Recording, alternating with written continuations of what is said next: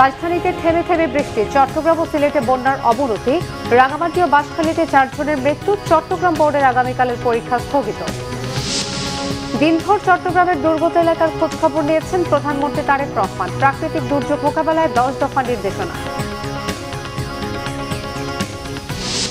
রাজনীতি কেবল ক্ষমতাভোগের প্রক্রিয়া নয়, মন্তব্য তথ্যমন্ত্রী। যারা আওয়ামী লীগের মতো লুটপাটের কথা ভাবছেন তারা ভুল ধারণা নিয়ে আছেন, বললেন আইনমন্ত্রী। শেখ হাসিনাকে দেশে ফিরিয়ে এনে আদালতের রায় কার্যকরের দাবি নাহিদ ইসলামের। আওয়ামী লীগ যেন আর কখনোই রাজনীতি করার সুযোগ না পায়, শহীদ ইয়ামিনের বাবার আকুতি। দেখছিলেন সংবাদ শিরোনাম, এবারে বিস্তারিত। ভারী বর্ষণ ও পাহাড়ি ঢলে চট্টগ্রামের বাঁশখালী ও রাঙামাটির বাঘাইছড়িতে 2 শিশুসহ 4 জনের মৃত্যু হয়েছে। বন্যা দেখা দিয়েছে চট্টগ্রামের সাতকানিয়া, লোহাগাড়া, চন্দনাইশ উপজেলাতেও। অন্যদিকে খাগড়াছড়িতে পরিস্থিতির কিছুটা উন্নতি হলেও এখনও জেলা সদর, দীঘিনালা ও মহালছড়িতে 6,000 পরিবার পানিবন্দী রয়েছে। পাহাড়ি ঢলে ভয়াবহ রূপ নিয়েছে হবিগঞ্জের খোয়াই নদী। এদিকে চট্টগ্রাম বোর্ডে আগামীকালের এইচএসসি পরীক্ষা স্থগিত করেছে কর্তৃপক্ষ। প্রতিনিধিদের তথ্য ছবিতে ডেস্ক রিপোর্ট। একদিকে বাঘাইছড়ি শহরে পাহাড় ধসের আতঙ্ক, পাশাপাশি বাঘাইছড়ি ও বরকল উপজেলার পুরো নিম্নাঞ্চল প্লাবিত। আশ্রয়হীন হয়ে পড়েছে বাঘাইছড়ির প্রায় 10,000-এর বেশি মানুষ। তারা আশ্রয় নিয়েছে বাড়ির ছাদ, বিভিন্ন স্কুল সহ নানা উঁচু জায়গায়। পুরো উপজেলায় চলছে খাবার পানির সংকট। এদিকে বন্যার পানিতে জেলা সদরের মগবানে ও বিলাইছড়িতে 2 জনের মৃত্যু হয়েছে। দুর্গত মানুষকে ত্রাণ সহায়তা পৌঁছে দিচ্ছে প্রশাসন। পাহাড় ধসের ঝুঁকি বেড়ে যাওয়ায় রাঙামাটির বিভিন্ন ঝুঁকিপূর্ণ এলাকা থেকে বাসিন্দাদের নিরাপদ আশ্রয় কেন্দ্রে সরিয়ে নেওয়া হচ্ছে। খাগড়াছড়িতে পরিস্থিতির কিছুটা উন্নতি হলেও এখনও জেলা সদর, দীঘিনালা ও মহালছড়িতে 6,000 পরিবার পানিবন্দী। আশ্রয় কেন্দ্রে উঠেছে 2,000 মানুষ। সেনাবাহিনীর সহযোগিতায় সাজেকে আটকা পড়া পর্যটকদের পর্যায়ক্রমে নিরাপদ গন্তব্যে পৌঁছে দেওয়া হচ্ছে। দুর্গত এলাকায় জেলা প্রশাসন, সেনাবাহিনী, বিজিবির ত্রাণ ও রান্না করা খাবার বিতরণ করা হচ্ছে। এদিকে টানা বৃষ্টিতে সৃষ্ট বন্যা ও পাহাড় ধসে সড়ক যোগাযোগ বিচ্ছিন্ন হওয়ায় সাজেকে আটকে পড়া আরও 421 পর্যটক সাজেক ছেড়েছে। আমাদের বাসা বাড়িতে পানি উঠছে, এই জন্য বউ ছেলে মেয়ে ফ্যামিলি নিয়ে আশ্রয় কেন্দ্রে উঠছি। গরু বাছুর অন্য জায়গায় মানুষ এখানে আসে আর কি। লাভ দিয়ে উঠতে বসি ছেলের বাপের ডাক দিছি, বাচ্চারে ডাক দিছি, ডাকি এটারে ওই একটা ফাঁক খুলি তো ওই পাশে বসিয়েছিলাম। এখন এত রাইতে ঘন বৃষ্টি, কোথায় যাবো?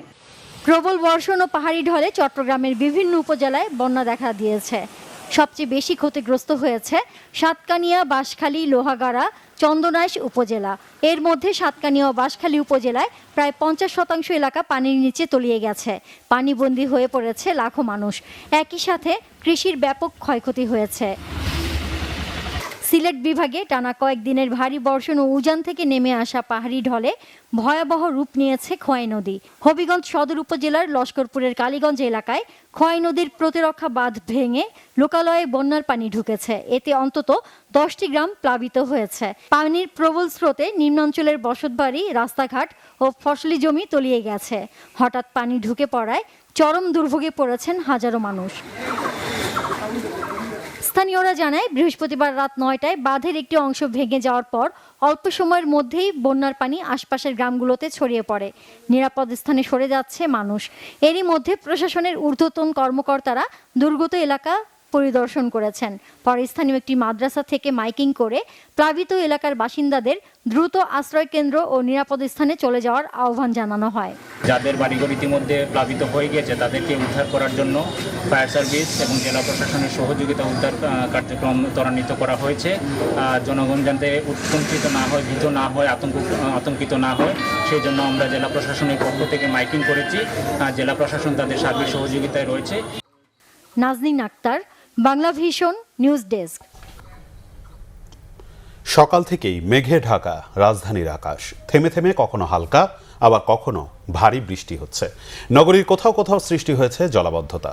দেশের অধিকাংশ এলাকা জুড়ে চলমান মাঝারি থেকে অতি ভারী বর্ষণ আরও অন্তত 2 দিন অব্যাহত থাকতে পারে বলে আভাস দিয়েছে আবহাওয়া অধিদপ্তর। অন্যদিকে বন্যা পূর্বাভাস কেন্দ্র জানিয়েছে ভারী বৃষ্টি আর পাহাড়ি ঢলে সৃষ্ট বন্যা আগামী 24 ঘন্টায় কমে আসবে।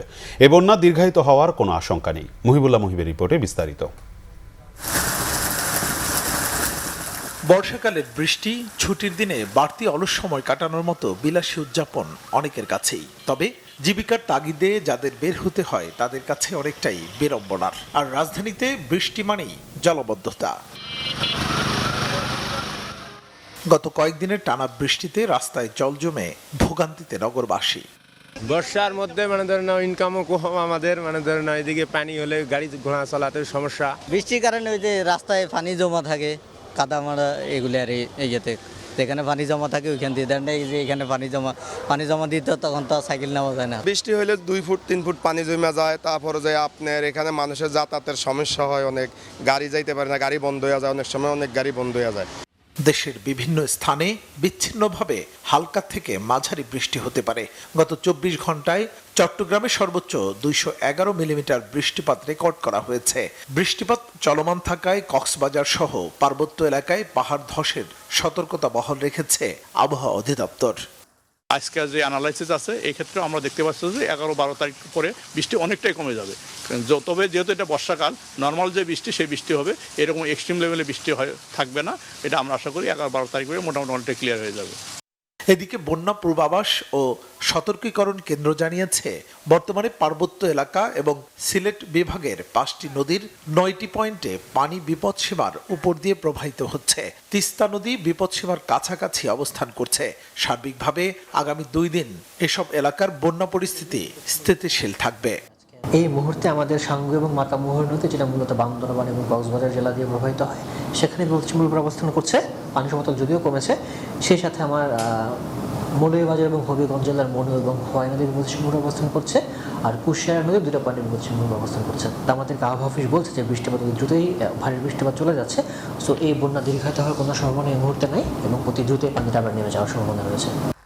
এবারের আকস্মিক বন্যা দীর্ঘস্থায়ী হবার সম্ভাবনা নেই বলেও জানিয়েছে বন্যা পূর্বাভাস ও সতর্কীকরণ কেন্দ্র। আশা করছি অতি দ্রুতই পানি আবার বৃষ্টিপাত কমে যাওয়া মাত্র পানি আবার দ্রুতই চলে যাবে। অর্থাৎ এই বন্যা। মুহিবুল্লাহ মুহিব, বাংলা ভিশন, ঢাকা। সারা দেশে ভারী বর্ষণ ও বন্যায় ক্ষতিগ্রস্ত মানুষের পাশে দাঁড়াতে সংশ্লিষ্ট প্রশাসন এবং দলীয় নেতাকর্মীদের প্রয়োজনীয় নির্দেশনা দিয়েছেন প্রধানমন্ত্রী।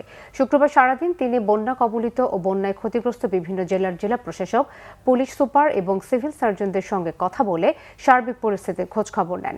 এ সময় প্রধানমন্ত্রী দুর্যোগ ব্যবস্থাপনা ও ত্রাণ মন্ত্রণালয় সহ সংশ্লিষ্ট মন্ত্রণালয়গুলোর মন্ত্রী সচিব এবং বিভিন্ন পর্যায়ের কর্মকর্তাদের সঙ্গেও কথা বলেন। তিনি উদ্ধার, ত্রাণ, চিকিৎসা ও পুনর্বাসন কার্যক্রম আরও সমন্বিত ও কার্যকরভাবে পরিচালনার জন্য প্রয়োজনীয় দিক নির্দেশনা দেন। প্রধানমন্ত্রীর অতিরিক্ত প্রেস সচিব আতিকুর রহমান রুমন জানান, বন্যা কবলিত জেলাগুলোতে উদ্ধার, পুনর্বাসন ও চিকিৎসা সহ সার্বিক কার্যক্রম সমন্বয়ের জন্য বিদ্যুৎ ও জ্বালানি মন্ত্রণালয়ের প্রতিমন্ত্রী অনিন্দ্য ইসলাম অমিতকে দায়িত্ব দিয়েছেন প্রধানমন্ত্রী। উদ্ভূত পরিস্থিতি মোকাবেলায় শনিবার তিনি ত্রাণ প্রতিমন্ত্রী এম ইকবাল হোসেন এবং সংশ্লিষ্ট কর্মকর্তাদের সঙ্গে নিয়ে চট্টগ্রামে যাবেন।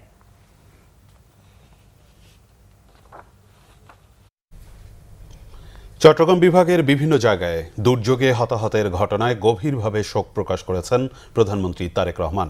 এই পরিস্থিতিতে প্রশাসন, আইনশৃঙ্খলা বাহিনী, সর্বস্তরের প্রশাসন এবং রাষ্ট্রযন্ত্রের সাথে জড়িতদের অসহায় মানুষের পাশে দাঁড়াতে 10 দফা নির্দেশনা দিয়েছেন প্রধানমন্ত্রী।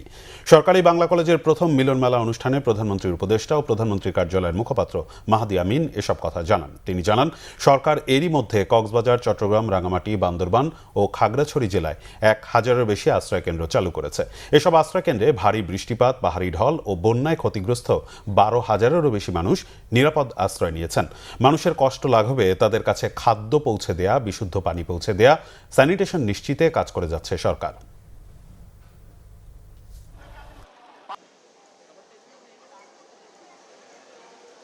আমাদের সাথে থাকেন, জনগণের পাশে থাকেন। ইতিমধ্যে আমরা দেখেছি উনি খুব স্বল্প সময়ের ভেতরে 2,15,00,000 টাকা নগদ অর্থ সহায়তা দিয়েছেন। নিশ্চিত করেছেন 1000-এর বেশি আশ্রয় কেন্দ্র চট্টগ্রাম, কক্সবাজার, রাঙামাটি, বান্দরবান এবং খাগড়াছড়ি এই 5টি জেলায় উন্মুক্ত করা হয়েছে, যেখানে প্রায় 12,000-এর বেশি বিভিন্নভাবে যারা ক্ষতিগ্রস্ত হয়েছেন বন্যার পানিতে, বিভিন্নভাবে বৃষ্টিপাতে যারা ক্ষতিগ্রস্ত হয়ে সৃষ্টি করতে চাচ্ছি।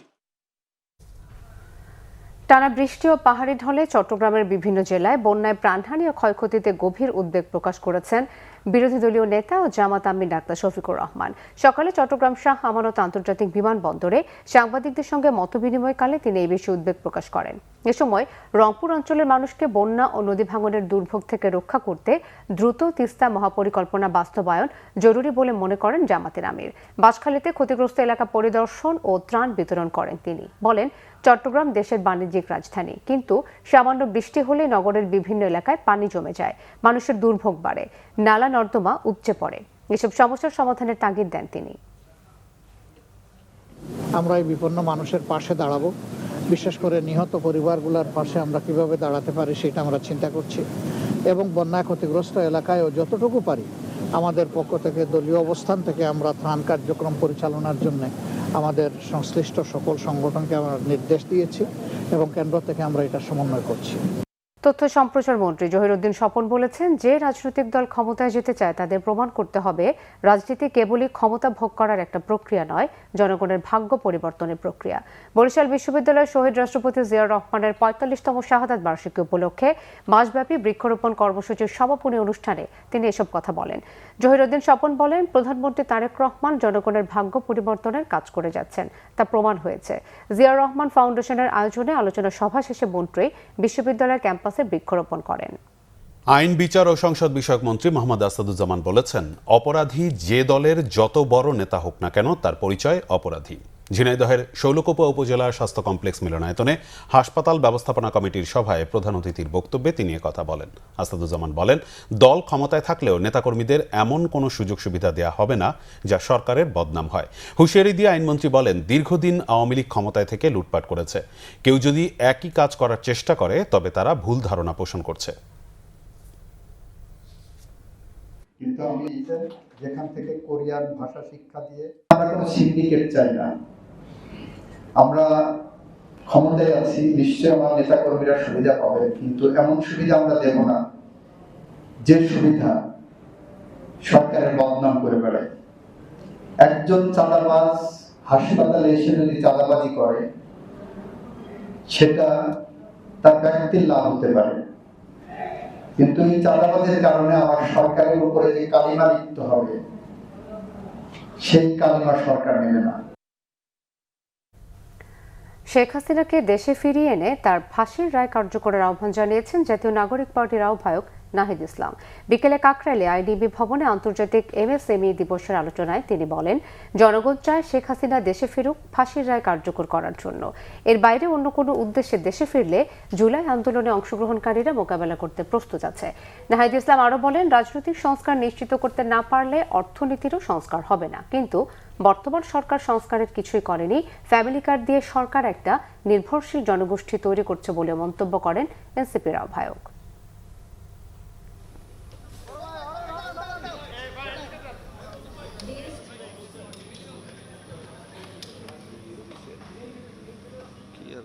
শেখ হাসিনার রায় অলরেডি হয়ে গিয়েছে, এখন এটা কার্যকর করতে হবে। শেখ হাসিনা যদি দেশে ফিরে, কেবলমাত্র ফিরবে ফাঁসির রায় কার্যকর হওয়ার জন্য। ফলে সেটার জন্য আমরাও চাই যে ফাঁসির রায় কার্যকর হোক, শেখ হাসিনা সহ অন্য যাদের বিরুদ্ধেই এই রায় হয়েছে।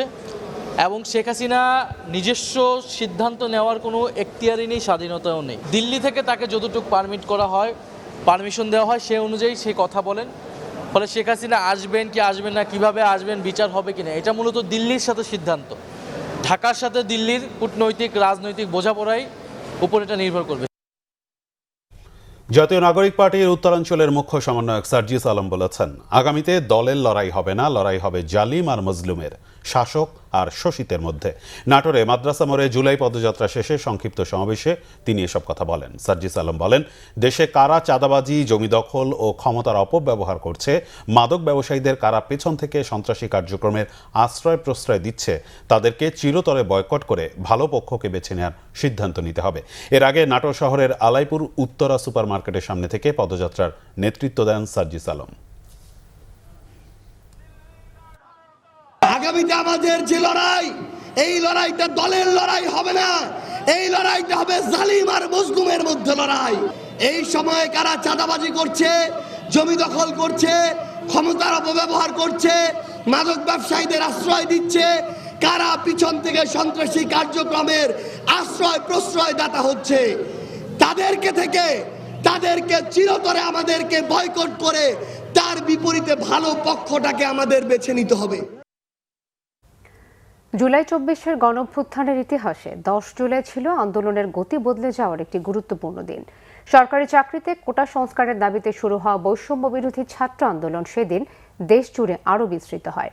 এই দিনটিতেই ঢাকা বিশ্ববিদ্যালয়ের কেন্দ্রীয় লাইব্রেরি থেকে দাবি ওঠে আদালতে নয়, নির্বাহী বিভাগ থেকে কোটা সংস্কারের বিষয়টি মীমাংসার। শিক্ষার্থীদের আন্দোলনে এই দিন 6 ঘন্টা বন্ধ থাকে ট্রেন চলাচল।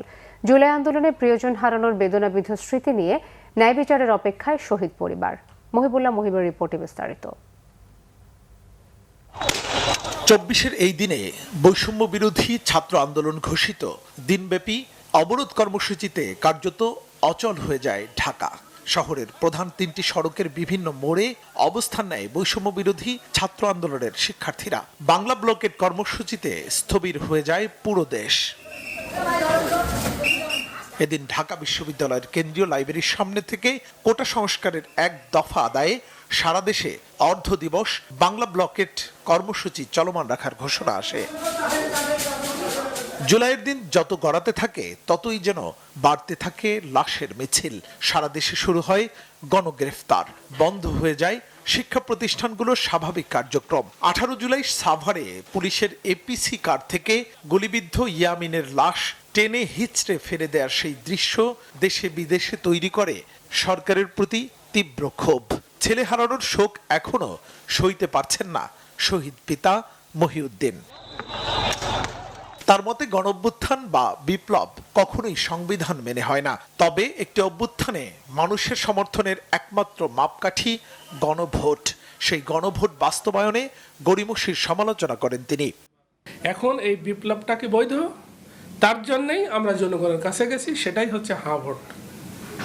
জনগণ কি বলেছে? হ্যাঁ ঠিক হয়েছে, ছাত্ররা সাধারণ জনগণ যেটা করেছে সেটা সঠিক, তার জন্যই তারা 69% ভোট দিয়েছে। কেন সেটা মানছেন না কেন? তাহলে এই অন্তর্বর্তীকালীন সরকারের কি হবে, তাদের কার্যকারীগুলো কি হবে, এবং তাদেরই মাধ্যমে নির্বাচন অনুষ্ঠানের এই বৈধতা কে দেবে? যদি আপনি বলেন যে হ্যাঁ ভোট, আমি এটা মানছি না, কে যাচ্ছে। মৃত্যুর মাত্র 18 দিন আগে ছেলে ইয়ামিনের সঙ্গে কাটানো শেষ স্মৃতির ভিডিও দেখাতে দেখাতে মূর্ছা যাচ্ছিলেন মহিউদ্দিন। বললেন বুয়েট এবং মেডিকেলে চান্স পাওয়া তার মেধাবী পুত্র ইয়ামিনের স্বপ্ন বাস্তবায়ন না হলে 20 বছর পরে হলেও ফিরে আসবে অভ্যুত্থান।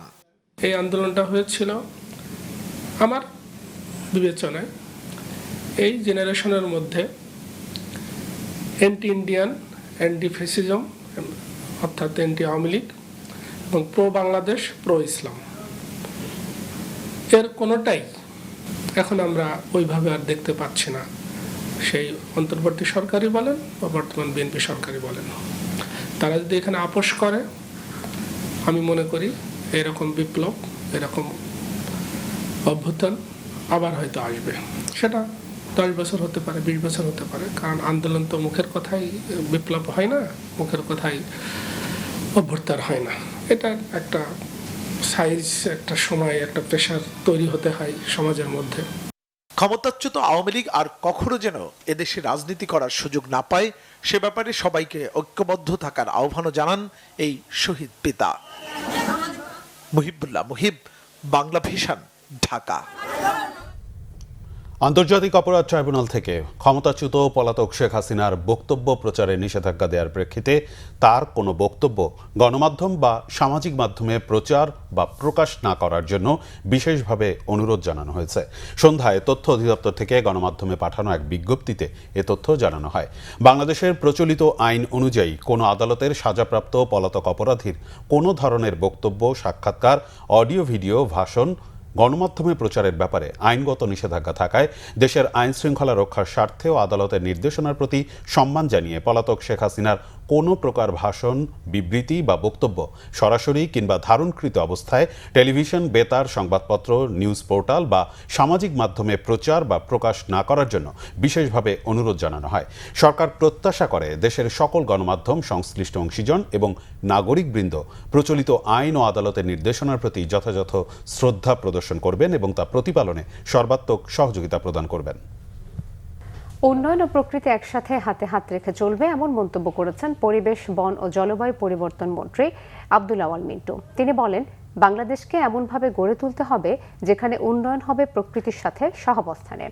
জীববৈচিত্র্য সংরক্ষণ, পরিবেশ নিয়ে গবেষণা, বৃক্ষরোপণ এবং পরিবেশ সচেতনতায় অবদানের স্বীকৃতি হিসেবে শুক্রবার বাংলা একাডেমিতে পদক প্রদান অনুষ্ঠানে পরিবেশ মন্ত্রী এসব কথা বলেন। অনুষ্ঠানে বিভিন্ন ক্যাটাগরিতে 6 জন ব্যক্তি ও প্রতিষ্ঠানকে দ্বিজেন শর্মা পরিবেশ পদক দেয় ব্র্যাক ব্যাংক এবং তরু পল্লব। পরিবেশ, বন ও জলবায়ু পরিবর্তন মন্ত্রী এ সময় বলেন, প্রকৃতি সংরক্ষণ এখন আর কোনো বিকল্প নয়, এটি জাতীয় দায়িত্ব। প্রকৃতি রক্ষার প্রচেষ্টা সমাজ জুড়ে ছড়িয়ে দিতে হবে। জঙ্গি নাটকের মাধ্যমে আলেম ওলামাদের অপদস্থ করা হচ্ছে বলে অভিযোগ করেছেন ইসলামী আন্দোলনের নায়েবে আমির মুফতি সৈয়দ মোহাম্মদ ফয়জুল করিম। দুপুরে বায়তুল মোকাররমের উত্তর গেটে ভারতীয় আগ্রাসনের প্রতিবাদ ও জুলাই সনদ বাস্তবায়নের দাবিতে আয়োজিত গণমিছিল ও সমাবেশে তিনি কথা বলেন। ফয়জুল করিম বলেন, জুলাই সনদ নিয়ে সরকার প্রতারণা করলে পরিণতি ভালো হবে না। গাইবান্ধায় রাম মূর্তি নির্মাণ করতে চাওয়া ভারতের গভীর ষড়যন্ত্রের অংশ বলেও মন্তব্য করেন তিনি। এ সময় দলের মহাসচিব গাজী আতাউর রহমান অভিযোগ করেন, নির্বাচিত সরকার আসার পরও দেশের মৌলিক কোনো পরিবর্তন হয়নি, বরং অপরাধ বেড়েছে। জুলাই সনদ বাস্তবায়ন না করলে আবারও রাজপথ উত্তপ্ত হতে পারে বলে তিনি হুঁশিয়ারিও দেন।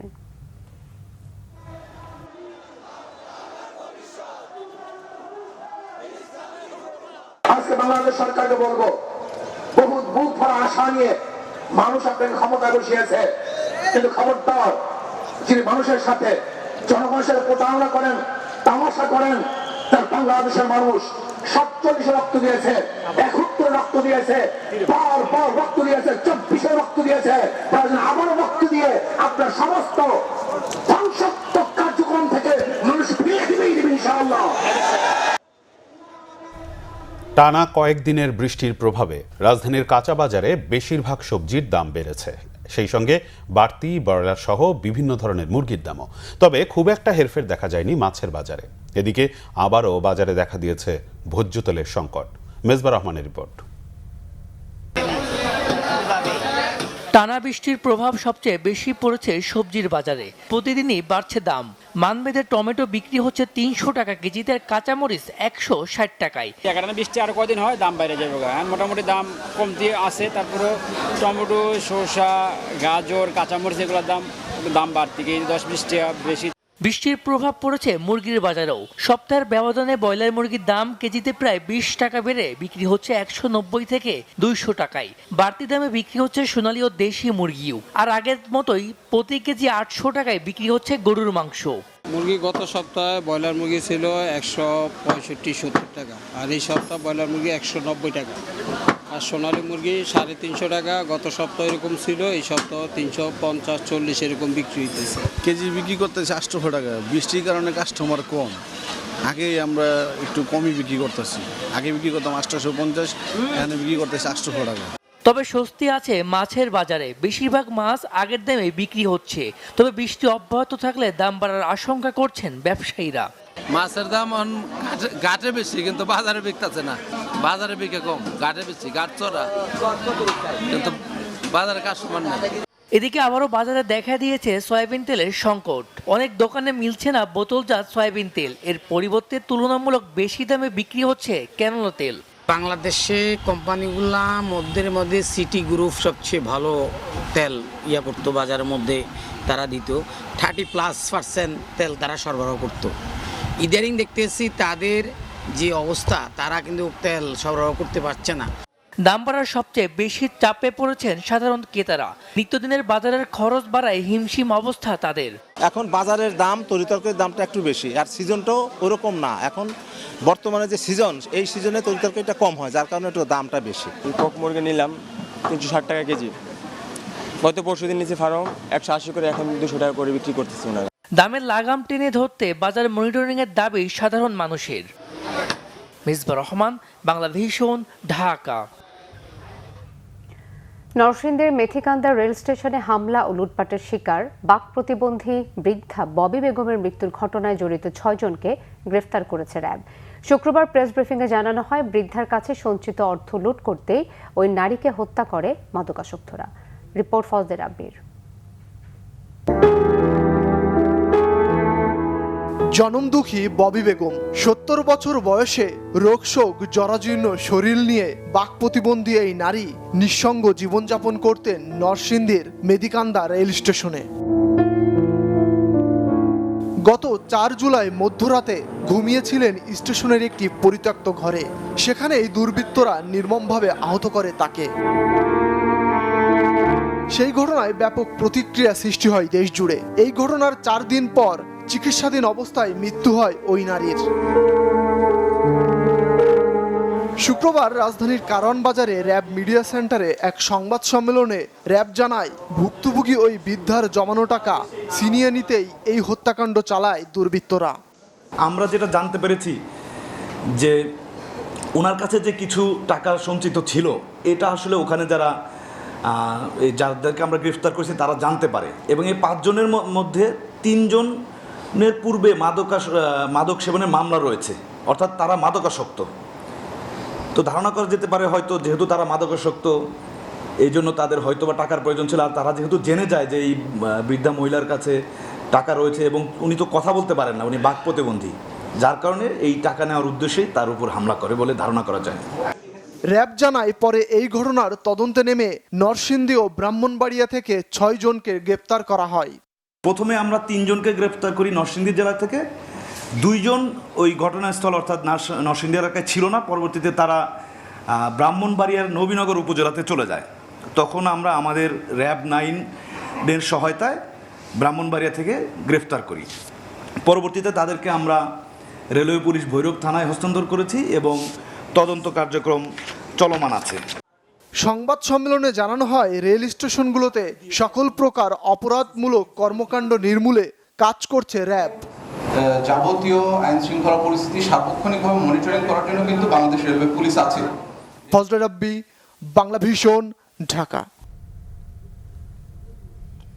মানব সম্পদ ব্যবস্থাপনায় দক্ষ পেশাজীবী তৈরির লক্ষ্য নিয়ে ঢাকা বিশ্ববিদ্যালয়ের ম্যানেজমেন্ট বিভাগে master of professional human resource management MPHRM প্রোগ্রামের 16তম ব্যাচের ওরিয়েন্টেশন অনুষ্ঠিত হয়েছে। সন্ধ্যায় রাজধানীর একটি হোটেলে আয়োজিত অনুষ্ঠানে নবীন শিক্ষার্থীদের স্বাগত জানানো হয় এবং তুলে ধরা হয় প্রোগ্রামের লক্ষ্য, উদ্দেশ্য ও ভবিষ্যৎ কর্মপরিকল্পনা। অনুষ্ঠানে প্রধান অতিথি হিসেবে উপস্থিত ছিলেন বিজনেস স্টাডিজ অনুষদের ডিন অধ্যাপক ডক্টর মাহমুদ ওসমান ইমাম। বিশেষ অতিথির বক্তব্য দেন স্কয়ার ফার্মাসিউটিক্যালসের মানব সম্পদ পরিচালক M ফখরুল হাসান, ম্যানেজমেন্ট বিভাগের অধ্যাপক ডক্টর M আলী আক্কাস এবং বিভাগের চেয়ারম্যান অধ্যাপক ডক্টর মোহাম্মদ তৌফিকুল ইসলাম। অতিথি অব অনার হিসেবে ছিলেন সূর্যের হাসি নেটওয়ার্কের ব্যবস্থাপনা পরিচালক ও প্রধান নির্বাহী কর্মকর্তা শায়লা পারভিন। সমন্বয়কারী অধ্যাপক ডক্টর মোহাম্মদ মেজবাউদ্দিনের সভাপতিত্বে অনুষ্ঠানে স্বাগত বক্তব্য, অতিথিদের অনুপ্রেরণামূলক বক্তব্য, ব্যাচ ফটো সেশন এবং নৈশভোজের মধ্য দিয়ে শেষ হয় ওরিয়েন্টেশন আয়োজন। সংবাদ শেষ করব আমরা সংবাদ শিরোনামগুলো আরেকবার জানিয়ে।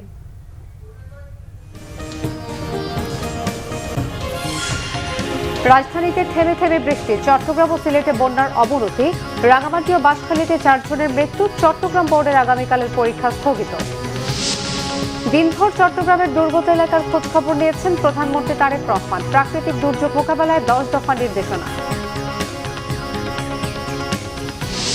রাজনীতি কেবল ক্ষমতা ভোগের প্রক্রিয়া নয়, মন্তব্য তথ্যমন্ত্রীর। যারা আওয়ামী লীগের মতো লুটপাটের কথা ভাবছেন তারা ভুল ধারণা নিয়ে আছেন, বললেন আইনমন্ত্রী। শেখ হাসিনাকে দেশে ফিরিয়ে এনে আদালতের রায় কার্যকরের দাবি নাহিদ ইসলামের। আওয়ামী লীগ যেন আর কখনোই রাজনীতি করার সুযোগ না পায়, শহীদ ইয়ামিনের বাবার আকুতি। এই ছিল এখনকার মতো, পরের সংবাদ রাত 1টা দেখার আমন্ত্রণ রইল। এছাড়া বাংলাভিশন সংবাদ ও সংবাদ সংশ্লিষ্ট অনুষ্ঠান দেখতে ভিজিট করুন www.bvnews24.com ও facebook.com/banglavisionnews এবং সাবস্ক্রাইব করুন youtube.com/banglavisionnews। এতক্ষণ সাথে থাকায় ধন্যবাদ। শুভরাত্রি।